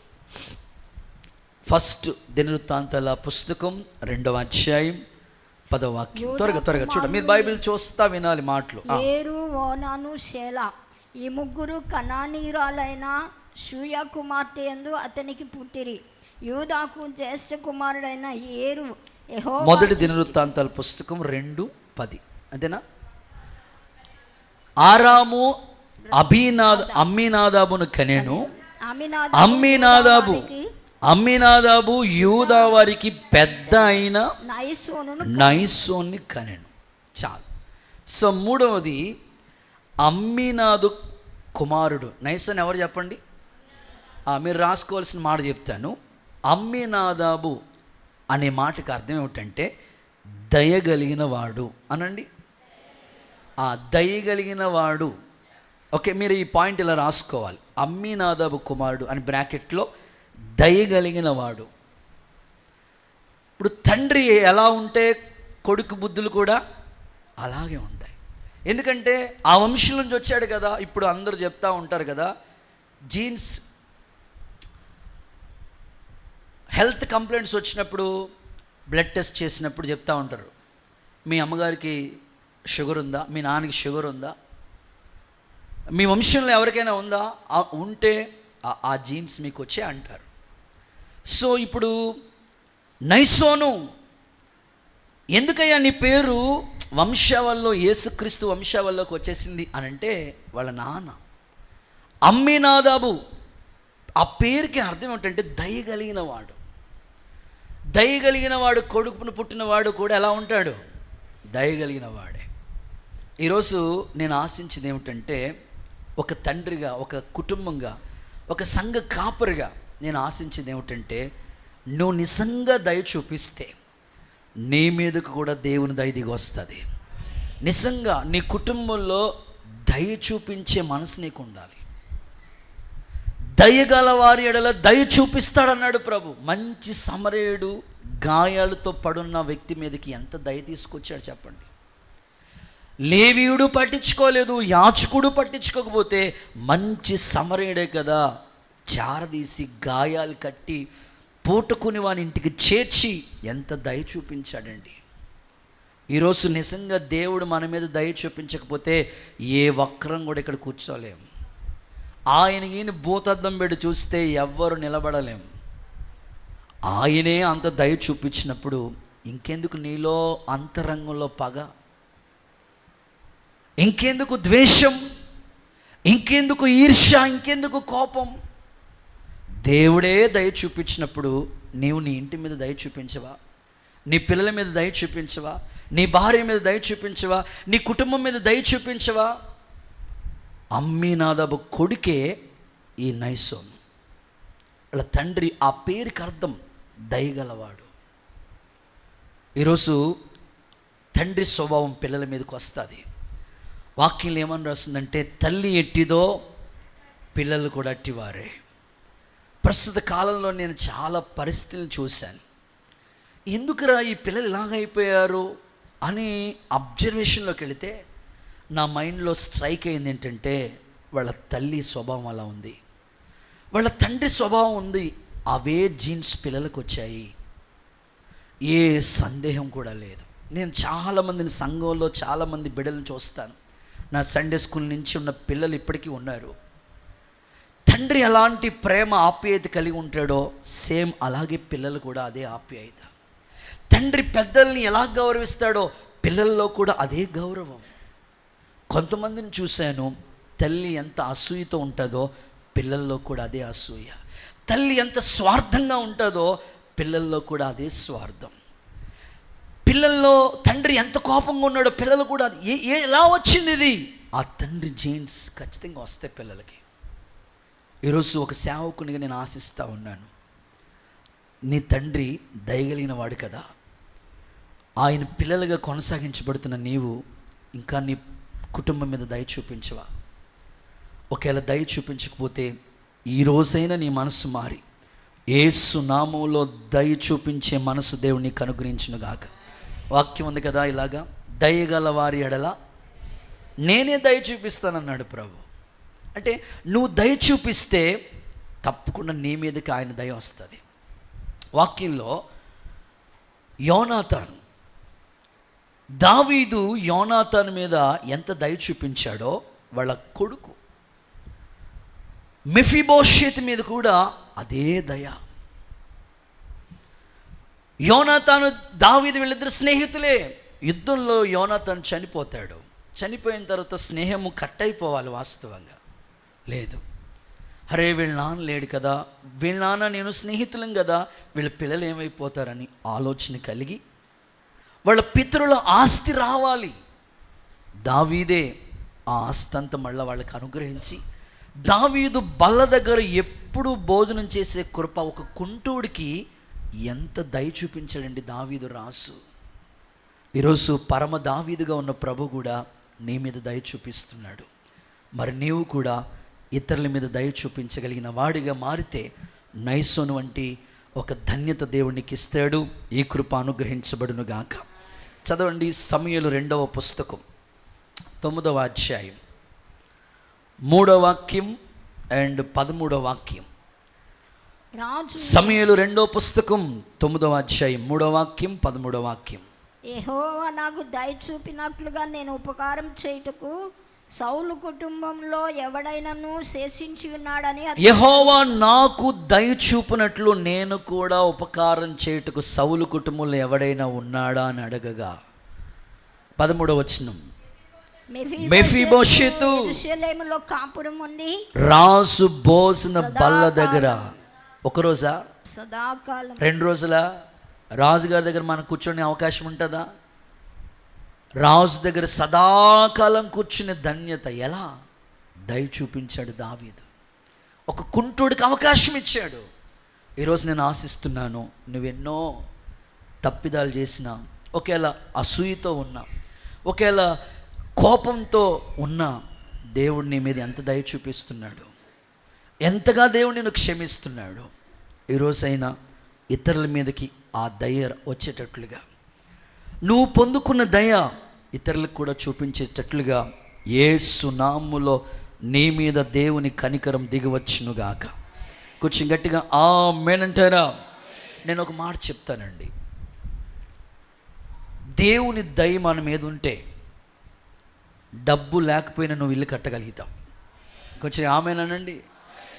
పిల్లల పుట్టరు అని డాక్టర్లు నిర్ధారణ చేసిన ఖచ్చితంగా పిల్లల విషయంలో దేవుడు అద్భుతం చేస్తాడు. వివాహం జరగదు, ఎన్ని ప్రయత్నాలు చేసినా అవ్వకపోయినా దేవుని దయ నీ మీదకి వస్తే ఆ ప్రయత్నాలు జరుగుతాయి. అందుకే దేవుని దగ్గరికి వచ్చిన నీవు ఆయన దయ సంపాదించుకోవాలి. ఆయన దయకి నువ్వు పాత్రుడు కావాలి. దేవుని పిల్లలు ఎప్పుడు కూడా దయ, ఆయన కరుణామయుడు, దయామయుడు కనుక ఆయన పిల్లల యొక్క స్వభావాలు మనకు కూడా రావాలి. యేసుక్రీస్తు నామములో ఈ కృప మీ మీదకి దిగవచ్చునుగాక. కొంచెం గట్టిగా ఆమేనండి. రైట్, ఇక 4వ విషయానికి వస్తాను. సంఖ్యాకాండం 7వ అధ్యాయం 12 నుంచి 17 వరకు మీరు నోట్ చేసుకోండి. ఒక్క మాట చదువుతారు. మొదటి దినమున తన అర్పణమును తెచ్చిన వాడు అమ్మీనాదాబు కుమారుడు యూదా గోత్రికుడైన నయసోన్. పేరు మర్చిపోకూడదు, పేరు చెప్పండి. నైసిల్ అన్నట్టు వినబడుతుంది నాకు. నయసోను. శాంసోనా? మమ్మో, శాంసోన్కి నయసోన్కి చాలా తేడా ఉందండి బాబా. శాంసోన్ పరిస్థితి వేరు, నయసోన్ పరిస్థితి వేరు. సో చివరి 4 అనుభవానికి వస్తే 4వ మాట ఏంటంటే దేవునికి అర్పణ తెచ్చినవాడు. ఆమేనండి. మీరు ఆ మాట నోట్ చేయండి, దేవునికి అర్పణ తెచ్చినవాడు. ఈ సందర్భం ఏంటి చెప్పనా? బలిపీఠం కట్టారు. బలిపీఠం కట్టినప్పుడు మోషే అన్నాడు, ఇదిగో ఎవరి గోత్రానికి సంబంధించిన వాళ్ళు వాళ్ళే అర్పణ తీసుకురావాలా. మరి ఇక్కడ కన్స్ట్రక్షన్ చేయాలంటే, బలిపీఠం కట్టాలంటే అర్పించాలి కదా అని చెప్పాడు. ఆశ్చర్యాన్ని కలిగించే మాట ఏంటి తెలుసా? చెప్పిన వెంటనే మొదటి రోజే తెచ్చినోడు ఎవరో తెలుసా? నయసోన్. ఏం తీసుకొచ్చాడని అడగలేదు, లిస్ట్ చెప్పాను కదా 12 నుండి 17 వరకు. అసలు నాకే ఆశ్చర్యం అనిపించింది. ఏం తీసుకొచ్చాడు తెలుసా? ఆయన బలిపీఠం దగ్గర 130 తులముల వెండి. అయ్య బాబోయ్, బంగారు తల్లులారా మాట్లాడండి అమ్మా.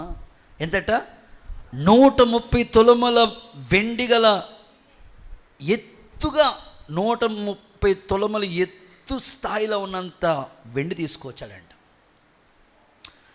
70 తులముల వెండి గల పాత్ర తెచ్చాడంట.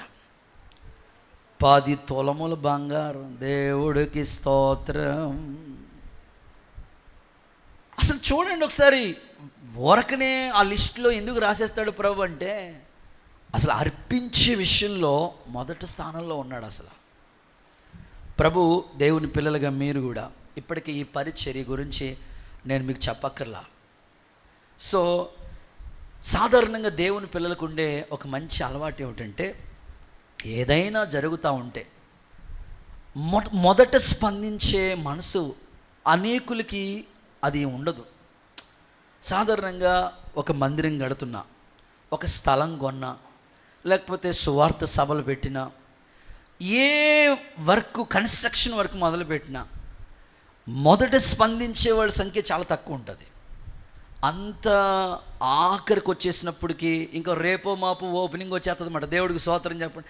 అనుకున్నానండి, మరి అన్ని పరిస్థితులు కుదరలేదు పాస్టర్ గారు అంటాం మనం.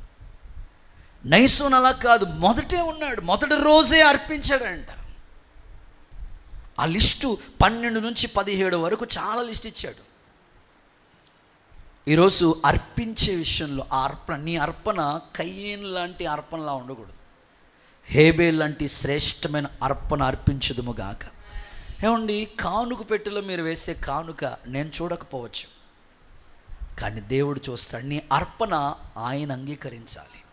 ఈ వారమంతా నిన్ను దేవుడు కాపాడుతూ ఉన్నాడు. నీ ప్రయాణాల్లో, నీ చేతి పనులు, నీ కష్టార్జితం, నీకు వచ్చిన దాంట్లో. ఉద్యోగస్తులకైతే నేను ఇలా చెప్తా ఉంటాను, ఆదివారం నువ్వు ఉద్యోగం చేయకపోయినా నీకు జీతం వస్తుంది కదా. ఆ ఆదివారం ఆ అర్పణ అది దేవుడికి నువ్వు కేటాయించగలిగితే ఎంత అద్భుతంగా ఉంటుంది సేవ. ఏం అక్కర్లేదు, నువ్వు ఆదివారం ఉద్యోగం చేయకపోయినా నీకు జీతం వస్తుంది. నీ నెల స్కేల్ జీతాన్ని ఒకసారి కౌంట్ చేసుకుంటే రోజుకి ఎంత నీకు అర్థమవుతుంది. ఆ కానుక దేవుని పనికి ఉపయోగకరంగా మార్చు. సో సేవ అద్భుతంగా కట్టబడుతుంది. అంత మాత్రమే కాదు, నీ కుటుంబం కూడా ఒకడిచ్చు కానుక గొప్పవారి ఎదుటికి తీసుకెళ్తుంది. హల్లెలూయా అని చెప్పండి. దిండి దాస్బాబయ్య గారు ఎక్కువగా పెళ్ళిళ్ళు స్పెషలిస్ట్ అని చెప్పాలి. దేవుడికి స్తోత్రం చెప్పండి. మనకి ఎక్కువగా పెళ్ళిళ్ళు చేయడానికి వస్తూ ఉంటారు ఆయన. అయ్యగారు ఒకసారి మాట్లాడుతూ సంఘానికి వెళ్ళారంట. సంఘాన్ని చూస్తే కడుపు నిండిపోతూ ఉందంట. దేవుడికి స్తోత్రం చెప్పండి. అసలు పాటల అద్భుతంగా పాడుతున్నారు, వాయిద్యాల అద్భుతంగా లైవ్ సూపర్గా ఆపరేట్ చేస్తున్నారు. ఆ సౌండ్ సిస్టమ్ అద్భుతంగా, ఎకోలు, ఎఫెక్ట్లు, అమ్మో, కుర్చీలా చాలా బాగున్నాయి, ఫ్యాన్లు అద్భుతంగా తిరుగుతున్నాయి. మందిరం ఆల్టెక్ బీటెక్ కాదు, మొత్తం అంత అద్భుతంగా చేశారు మందిరం. చాలా మందిరాన్ని చూస్తే కడుపు నిండిపోతుందంట. సంఘాన్ని చూస్తే కడుపు నిండిపోతూ ఉందంట. మరి ఏంటయ్య గారు మీ బాధ? అదే సందాపళ్ళిని చూస్తే కడుపు మండిపోతుంది అన్నాడంట. దేవుడికి స్తోత్రం చెప్పండి ఒకసారి. అంటే పరిస్థితులు ఎలా ఉన్నాయో మీకు తెలుసు. నిజమే కదా. మనం అన్నిటికీ కాస్ట్లీ, దేవుని దగ్గరికి వచ్చినప్పటికే చీఫ్గా ఆలోచిస్తూ ఉంటాం. నేనేమనుకుంటానంటే దేవుని మందిరంలో ప్రతి వస్తువు కాస్ట్లీగానే కనబడాలి. ఆమేనండి. సో ఈ మందిరం కట్టిన తర్వాత, మన పాత మందిరం ఉన్నప్పుడు డబ్బా బాక్సులు ఉండేవి. ఆ తర్వాత మందిరం ఓపెనింగ్ రోజున చాలా అద్భుతంగా దేవుడు జరిగించాడు. ఓపెనింగ్ అయింది, గురువారం మందిరం ఓపెనింగ్ అయింది. కొంతమంది అయ్యా దేవుని మందిరానికి ఏది కావాలో తీసుకోండి అని కొంతమంది కానుకలు ఇచ్చారు. భద్రం చేశాను. నేను అక్కడక్కడ మీటింగ్స్కి వెళ్ళినప్పుడు వచ్చే కానుకలు ఇప్పటికీ కూడా విజిటింగ్లకి వెళ్ళినా, మీటింగ్లకి వెళ్ళినా కూడా డబ్బా పెడతాను. అది దేవుని పనికి ఎందుకు ఒకరు ఉపయోగకరంగా మారాల. తీసుకెళ్ళి ఏదో ఒక వస్తువు కొంటే అది దేవుని పనికి ఉపయోగపడుతుంది అనుకున్నా. సరే, నేను మీటింగ్స్కి వెళ్ళి వచ్చిన కానుకలన్నీ ఒక డబ్బాలో వేసి చూస్తాను. మొత్తం మీద మందిరం గురువారం ఓపెనింగ్ అయింది. శుక్రవారం అప్పుడు నాకు కారు లేదు. అన్నయ్య వాళ్ళు శ్రీనన్ను కారు అడిగి, అన్న దేవుని మందిరానికి సౌండ్ సిస్టమ్ కొనడానికి వెళ్తున్నాం, కారు ఉందంటే పట్టుకెళ్ళిన బ్రదర్ మీకన్నా అని ఇచ్చారు. సరే, మొత్తం మీద బ్రదర్ని తీసుకుని వెళ్ళాం. అద్భుతంగా ఆ రోజు నాకు ఆశ్చర్యం అంట. డబ్బాలో ఉన్నవన్నీ కౌంట్ చేస్తే సౌండ్ సిస్టమ్, మందిరం అంతా బాగుంది ప్రభా, సౌండ్ బాగాలేదు. చిన్న డబ్బా బాక్సులు ఉండేవి. ప్రార్థన పూర్వకంగా మిక్సర్ మంచిగా ఉండాలి, సిస్టమ్ బాగుండాలి, సబ్బులు ఉండాలి, టాపులు ఉండాలి, ఇవన్నీ ఉండాలి. ఎంతగా అప్పుడు ఆ రోజు దేవుడు కృప, సౌండ్ సిస్టానికి ఎంత డబ్బులు అయితే కావాలో అవన్నీ దేవుడు ఈ పరిచర్యకి ప్రారంభంగానే అనుగ్రహించాడు. దేవునికి స్తోత్రం. ఇక డిసెంబర్ 31 వచ్చింది. డిసెంబర్ 31 వస్తేనే మందిరంలో ఏదో ఒక అద్భుతం జరుగుతూ ఉంటుంది. మన మందిరంలో కీబోర్డ్ ఉంది కానీ దాంట్లో సరైన వాయిస్లు కానీ సరైనవి ఏమీ లేవు. ముగ్గురు కలిసి కీబోర్డు 1 lakh అది కొనేసారంతే. అలాగే దేవుని మందిరంలో ప్రతిదీ కూడా కాస్ట్లీగానే, ప్రతిదీ కూడా. సో ఇంకా ఈ మందిరాన్ని ఇంకా ఎన్నో చేయాలనుకుంటున్నాం. ప్రభు త్వరగా ఇలాగు చేయటానికి ద్వారము తెరుచునుగాక. సమస్తాన్ని దేవుడు చేస్తాడు. అయితే నీ అర్పించే హృదయాన్ని ప్రభు చూస్తూ ఉన్నాడు కదా. ఒకసారి ఈ మాట చదువుకుని ముందుకు వెళ్ళిపోదాం. సామెతలు 18:16. సామెతలు 18:16. ఒకడి ఇచ్చు కానుక వాడికి వీలు కలుగు చేస్తుంది, గొప్పవారి ఎదుటకు వాణ్ణి రప్పించాను. ఆమెనంటారా? సారేపతు విధవరాలు అనండి. అందరూ కరువులో ఉన్నారు కదా. కరువులో ఉన్నప్పుడు ఎవరు మూవ్ అవుతారు చెప్పండి? కరువులో ఉన్నప్పుడు సమృద్ధిగా ఉంటే ఓ జీతం వస్తే తీయొచ్చు, కరువులో ఉన్నప్పుడు తీయడం కష్టం. కానీ సారేపతు విధవరాలు కరువులోనే తీసింది. ఆశ్చర్యం చెప్పన, అందరూ కరువులో ఇబ్బంది పడితే ఈ ఫ్యామిలీ ఒకటే, తొట్టిలో పిండి అవ్వలేదు, బుడ్డిలో నూనె తగ్గలేదు, సమృద్ధి. ఒకడిచ్చే కానుకను దేవుడు ఎంత సమృద్ధిగా మార్చాడు చూడండి. యేసయ్య చేతిలో 5 రొట్టెలే 2 చేపలే 5,000 మందికి సమృద్ధిగా పంచాడు. మిగిలిన 12 గంపలు ఎవడైతే ప్రభు చేతిలో పెట్టాడో వాడికి ఇచ్చాడు. ఈరోజు దేవుని ఆశీర్వాదం నువ్వు సమృద్ధిని చూడాలనుకుంటే ఖచ్చితంగా ఈ యొక్క నైసోన్ లాంటి స్వభావం పరిశుద్ధాత్ముడు నీకు అనుగ్రహించునుగాక. బీద విధవరాలు, ఆమె కూడా అందరూ సమృద్ధులు వేస్తే లేమిలో ఆమె స్పందించింది. మన మందిరానికి స్థలము, గత సంవత్సరం ఒక స్థలాన్ని దేవుడు బహుమానంగా సమకూర్చాడు. ఆ మందిరానికి డబ్బులు సమకూర్చే విషయంలో ఆల్మోస్ట్ సంఘమంతా వాళ్ళకి కలిగిన దానికంటే ఎక్కువగానే దేవుని పరిచయకి సహకరించని నాకు తెలుసు. అయితే ప్రత్యేకంగా ఒక అక్క జీవితంలో నేను చూసిన విషయం ఏమిటంటే, ఆమె దేవుని కొరకు ఇలా అనుకున్నారంట, నా కుటుంబం కాదు, నా రక్త సంబంధుల కుటుంబాలన్నీ కూడా ఈ పరిచర్యకు ఉపయోగకరంగా మారాలి. అటు అత్తోళ్ళ తరపున ఎన్ని ఫ్యామిలీలు ఉన్నారో, ఆడబడుస, మావయ్య, తోడుకోడల, ఎంతమంది ఆ బంధువుల సర్కిల్లో ఉన్నారో వాళ్ళందరి లిస్ట్ గ్యాదర్ చేసింది. ఇటు అమ్మోళ్ళ తరపున, అక్క చెల్లెల తరపున మొత్తం అందరినీ గ్యాదర్ చేసింది. ఇంచుమించు ఆ ఫ్యామిలీ ద్వారా నాకు ఆశ్చర్యాన్ని కలిగించే మాట ఏమిటంటే, ఇంచుమించు ఒక 12 కుటుంబాల్ని, మందిరానికి వచ్చేవాళ్ళు ఒక్కరే, వాళ్ళ బంధువులు ఎక్కడెక్కడో ఉంటారు, కానీ మా కుటుంబం ఈ ఆశీర్వాదాన్ని చూడాలి. నిజంగా నాకు అది ఎప్పటికీ గుర్తొస్తూ ఉంటుంది. ఎలాగ ఈ భావన వారికి కలిగింది అంటే, వాక్యం చదువుతున్నప్పుడు అర్థమైంది, ఒకడిచ్చే కానుక వాడిని గొప్ప స్థాయిలోకి తీసుకెళ్తుంది. దేవుని బిడ్డలు మీరెప్పుడు ఆ స్థాయిలోనే కనబడుదురుగాక. చివరి మాట, ఆఖరి మాట చెప్పి ప్రార్థిస్తాను. సంఖ్యాకాండం మొట్టమొదటి అధ్యాయం 7వ వాక్యం చదువుకుని మనం ప్రార్థన చేసుకోబోతున్నాం. సంఖ్యాకాండం మొదటి అధ్యాయం మొదటి వాక్యం, మొదటి అధ్యాయం 7వ వాక్యం. యూదా గోత్రములో అమ్మీనాదాబు కుమారుడైన నైసోను. చాలు. 5వది యూదా గోత్రికుడు, బ్రాకెట్లో స్తుతించేవాడు అనండి, గట్టిగా మాట్లాడాలి, స్తుతించేవాడు. అసలు యూదా గోత్రం, యూదా అంటేనే స్తుతి. మీ ఆత్మీయ జీవితం కూడా ఈ నైసోన్ అనే వ్యక్తి వాళ్ళ గోత్రానికి తగినట్లుగా స్తుతించే అనుభవంలోంచి పుట్టాడు. ఈరోజు దేవుని పిల్లలు మీరు కూడా ఎలా ఉండాలంటే, మీ పిల్లలకి ఏమి నేర్పించాలంటే, రే అది కావాలి ఇది కావాలని నన్ను అడగొద్దు, నీకేది కావాలన్న దేవుణ్ణి స్తుతించు. నువ్వు ఇచ్చినందుకు స్తోత్రం ప్రభా, నువ్వు ఇచ్చినందుకు ఈ విధమైన అనుభవం. ఉదయకాలం దేవుని బిడ్డలు స్తోత్ర ప్రార్థన సంఘంలో, మీ కుటుంబాలలో ఉదయకాలం 5 గంటలకే, అక్కడైతే 3:30కే మొదలు పెడుతున్నారు. స్తోత్ర ప్రార్థనలో, ప్రభా ఈ వాగ్దానం నా పట్ల నెరవేర్చినందుకు స్తోత్రం, ఈ విషయంలో నాకు మేలు చేసినందుకు స్తోత్రం, నా అక్కర తీర్చినందుకు స్తోత్రం అని ఇచ్చే వాటి కొరకు నువ్వు స్తుతించేవాడిగా ఉండాలి. జరిగిపోయిన విషయాల కొరకు స్తోత్రం చెప్తా ఉండాలా, ఇక ఇవ్వబోతున్న వాటి కొరకు స్తోత్రం చెప్తా ఉండాలి. మనం ఏం చేస్తూ ఉంటామంటే, మేలు జరిగిందనుకోండి, అంతా నా మేలుకే అని అద్భుతంగా కృతజ్ఞత కూటం పెట్టి, స్తుతి కూటం పెట్టి 10 మందికి లేకపోతే 100 మందికి భోజనాలు పెట్టి అద్భుతంగా సాక్ష్యం చెప్తాం. కీడు జరిగిందనుకోండి, యోబులాగా స్తోత్రం. అసలు మన నోట దేవుడా, ఏం దేవుడా అండి, పాస్టర్ గారు ఎవరండి ఆయన, జాన్ వెస్లీ గారా, ఏమనండి మాకు తెలియదు, యోబు అలా లేడండి. మేలు జరిగినప్పుడు స్తుతిస్తున్నాడు. యెహోవా ఇచ్చెను, యెహోవా నామమునకు స్తుతి కలుగును గాక. యోబు 1:21 ఈ మాట ఉంది. యెహోవా ఇచ్చెను, యెహోవా తీసుకున్నాను. స్తుతిలో ఉన్న శక్తి గురించి మాట్లాడతాను. ఎరుకో గోడలు ఎందుకు కూలిపోయినాయి చెప్పండి, మాట్లాడండి. స్తుతి. మీ పక్క వాళ్ళు చెప్పండి స్తుతి అని. మీరేమో స్తుతి అన్నట్టుగా మాట్లాడుతున్నారు. చెప్పండి స్తుతి. స్తుతిస్తూనే ఉండాలా. చెరసాల పునాదులు ఎందుకు కదిలిపోయినాయి చెప్పండి. పౌలుజలు ఏం చేశారు మధ్యరాత్రి వేళ? స్తుతి. ఇంకొక అద్భుత పాఠం.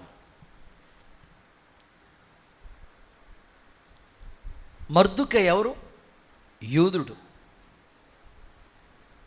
యూదా వంశంలో నేను యూదుణ్ణి గనుక ఆ పని చేయను రాజీ పడలేదు. ఎవరు పడితే వాళ్ళకి నమస్కారం చేయట్లేదు. దేవుడికే ఆ స్తుతి అర్పించాలి.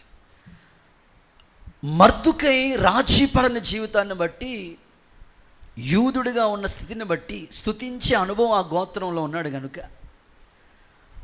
వ్యతిరేకంగా ఏ ఆయుధం కూడా వర్ధిల్లలేదు. ఆమెను చెప్పండి ఒకసారి. ఆమన్ ప్లాన్ అంతా దేవుడు తారుమారు చేసి పడేశాడు. స్తుతించే వాళ్ళకి ఏది విరోధంగా రూపించబడిన వర్ధిల్లదో. చప్పట్లు కొడుతూ స్తుతించండి, స్తుతించండి. చాలామంది స్తుతి అంటే నచ్చదు వాళ్ళకి. నీకు విరోధంగా రూపించబడిన ఏ ఆయుధము వర్ధిల్లదు, నువ్వు స్తుతిస్తూ ఉంటే చాలు. యెహోషాపాతు మీదకి 3 రాజుల దండెతో స్తుతి. వచ్చిన వాళ్ళు వచ్చినట్లుగా పొడుచుకుని చచ్చిపోయారు. స్తుతించే వాళ్ళకి ఎక్కడికి వెళ్ళిన జయమే. నీ నోట ఎప్పుడు కూడా స్తుతి వినబడుతూనే ఉండాలా, స్తుతిస్తూనే ఉండాలా. ప్రభా చేసిన మేలు కొరకు, నా పిల్లల కొరకు స్తోత్రమయ్యా, నా ఉద్యోగం కొరకు స్తోత్రమయ్యా, వ్యాపారకు స్తుతి స్తుతి. నీ నోట స్తుతి వినబడుతూనే ఉండాలా. యవనస్తులు కూడా మీ నోట స్తుతి వినబడుతూనే ఉండాలా. అసలు నోరే తెరవట్లా. దేవుని పిల్లలు స్తుతిస్తూ ఉంటే ఎక్కడికి వెళ్ళినా చేయం. కాబట్టి నయసోను గురించి ఈరోజు ఒక 5 ప్రాముఖ్యమైన విషయాలు దేవుడు మనకు చెప్పాడు. ఆయన పేరు యేసుక్రీస్తు ప్రభు యొక్క వంశావళిలో ఎందుకు చేర్చబడిందో, ఆయనలో ఉన్న గుణ లక్షణాలు ఏంటో, అసలు వాళ్ళ కుటుంబ పరిస్థితులు ఏంటో ఒక 5 విషయాలు ప్రభు నీతో మాట్లాడాడు. మరి నీ వంశం, నీ పిల్లలు దీవించబడాలని ఆశపడుతున్నావా? అందరూ ఆశ ఉంటుంది. నయసోన్లాగా నువ్వు చేయగలిగితే నీ వంశం కూడా, నీ కుటుంబం కూడా, అసలు యూదా వంశం వర్ధిల్లినట్లుగా ఏ వంశం కూడా వర్ధిల్లలేదండి. ఇదిగో నయసోన్లో ఉన్న లక్షణాలు ఏంటో ఒక 5 మాటలు మీకు చెప్పాను. ఒకసారి నా వైపు చూస్తూ నాకు తిరిగి నా పాఠం నాకు అప్పచెప్పండి. నెంబర్ 1, ప్రధానుడు. యూదా వంశంలోనే ప్రధానుడు. నీవు కూడా ప్రధాన స్థానంలో ఉండాలి. నెంబర్ 2, ముందుకు సాగిపోయినాడు, ఆగిపోలేదు. నెంబర్ 3, దయగలవాడు. అమ్మినాదబు కుమారుడు దయగలవాడు. నెంబర్ 4, దేవునికి అర్పణ అర్పించినవాడు, మొట్టమొదట తీసుకొచ్చేసాడు. నెంబర్ 5, స్తుతించే గోత్రికుడు, స్తుతించేవాడు. ఈ అనుభవాల్లో నయసోను ఉన్నాడు కనుక ఆయన పేరు యేసుక్రీస్తు ప్రభు వంశావళిలో ఉంది. నీవు కూడా ఈ అనుభవంలో సాగిపో. నయసోను వంటి కృప దేవుడు మీకు అనుగ్రహించునుగాక. అందరు లేచినబడిన ఒక చిన్న ప్రార్థన చేసుకుని ముగించుకో.